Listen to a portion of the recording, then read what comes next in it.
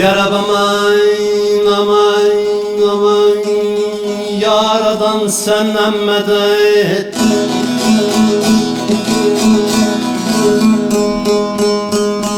Ey Rabbim bu dünyadan merdi şad eyleme, merdi gözden cüda kılıp gönülden yad eyleme.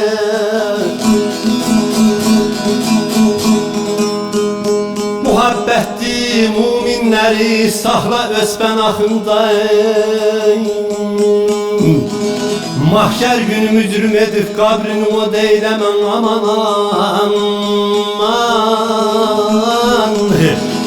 Yaralı gönül aman aman aman.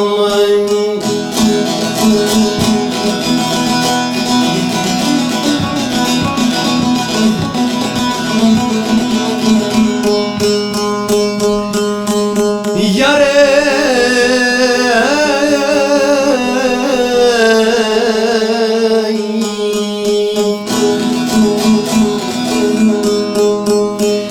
Pirelinden ehli de muhabbeti bulmuşam. Her kimin iddiası varsa imtihana gelmişem. Ey gönül sığın hüdaya, hakka siper olmuşam. Her yadanın gazabından sar çekip da deylemem aman aman. Yaralı gönül aman aman aman. Her yadanın gazabından arayırlar ayırlar, geçen eller ayırlar. Sar çekip da deyleme, sar çekip da deyleme.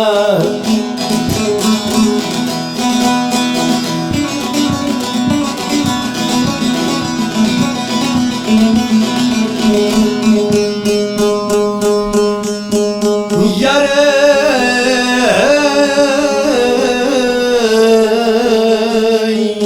yaradan senden medet. Sefil şenlik akıbeti özelinden aradı. El çekmişem bu faniden, gör ki meylim haradı. İsterem mahşer zevkini, bağı cihan oladın. Dünyada saltanat sürüp gamla azap eylemem aman aman. Yaralı gönül aman aman aman.